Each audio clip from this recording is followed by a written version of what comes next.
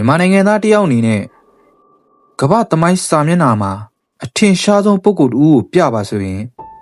ကျွန်တော်တို့အားလုံးဥတန့်ကိုပဲပြည့်မြင်ကြရပါလိမ့်မယ်။ဒါပေမဲ့ကျွန်တော်တို့သိထားတဲ့ဥတန့်ဆိုတာထက်သူဟာကဘာကြီးအတွက်ဘယ်လောက်ထိအရေးပါခဲ့တယ်လဲဆိုတာကိုတော့လူတော်တော်များများမေးလျော်နေကြပါတယ်။ကျူးဘာကျွန်းတွေဘောကနျူကလ িয়ার ဒုံးမြန်တွေကြောင့်တတိယကမ္ဘာစစ်ဖြစ်လို့နီးပါးအခြေအနေမှာ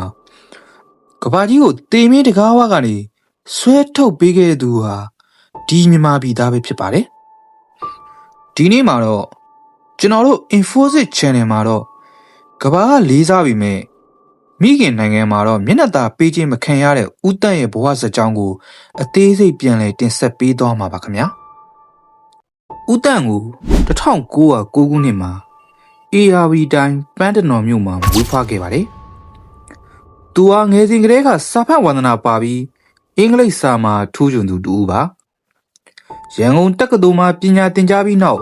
ပန်းတနော်အမျိုးသားကျောင်းမှာကျောင်းအုပ်ဆရာကြီးအဖြစ်တာဝန်ထမ်းဆောင်ခဲ့ပါတယ်။ဒီနေရာမှာစိတ်ဝင်စားဖို့ကောင်းတာကသူ့ရဲ့ဘဝတတဟာသူ့တငယ်ချင်းဖြစ်လာမဲ့ဝင်းကြီးချုပ်ဦးနုနဲ့စတင်တွေ့ဆုံခဲ့တာပါပဲ။1948ခုနှစ်မြန်မာပြည်လွတ်လပ်ရေးရပြီးနောက်မှာတော့ဦးတန့်ဟာအစိုးရရဲ့ပြန်ကြားရေးဝန်ကြီးဌာနမှာတာဝန်ယူခဲ့ပြီးနောက်ပိုင်းမှာကုလသမဂ္ဂဆိုင်ရာမြန်မာတန်မတ်ကြီးဖြစ်ခန့်အပ်ခံခဲ့ရပါတယ်။ဒါသူကမ္ဘာစင်မြင့်ပေါ်ကိုစတင်တက်လှမ်းဖို့ခြေတလှမ်းဖြစ်ခဲ့ပါတယ်။1962ခုနှစ်ဒုတိယမြောက်အတွင်းရေးမှူးချုပ်လင်းပြစ်ကျကွယ်လွန်သွားတဲ့အခါမှာတော့ဦးတန့်ဟာမမျှော်လင့်ပဲကုလသမဂ္ဂအထွေထွေအတွင်းရေးမှူးချုပ်ဖြစ်လာခဲ့ပါတယ်။သူတာဝန်ယူခဲ့တဲ့10နှစ်တာကမ္ဘာသမိုင်းမှာအတင်းမာဆုံးအချိန်တွေလို့ဆိုနိုင်ပါတယ်။1962ခုကျူးဘာဒုံးမြန်အရေးခင်းမှာအမေရိကန်နဲ့ဆိုဗီယက်တို့ဟာတစ်ဖက်နဲ့တစ်ဖက်နျူကလ িয়ার နဲ့တိုက်ခိုက်ဖို့ခြေလှမ်းအနှဲငယ်ပဲလိုပါတော့တယ်။အဲ့ဒီအချိန်မှာဦးတန့်ဟာအင်အားကြီးနိုင်ငံခေါင်းဆောင်တွေကြားတဲ့ငြိမ်းချမ်းရေးစာကိုယ်တိုင်ရေးသားပေးဖို့ပြီးတင်းမာမှုကိုရှော့ချခဲ့ပါတယ်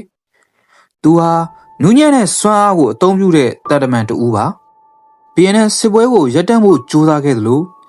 အာဖရိကကကွန်ဂိုပြဿနာတွေကိုလည်းဖြေရှင်းခဲ့ပါတယ်။ဒါပေမဲ့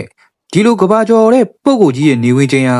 တကယ်တော့ဝမ်းနည်းစရာကောင်းခဲ့ပါတယ်။1984ခုနှစ်မှာဦးတန့်ကွယ်လွန်ပြီးနောက်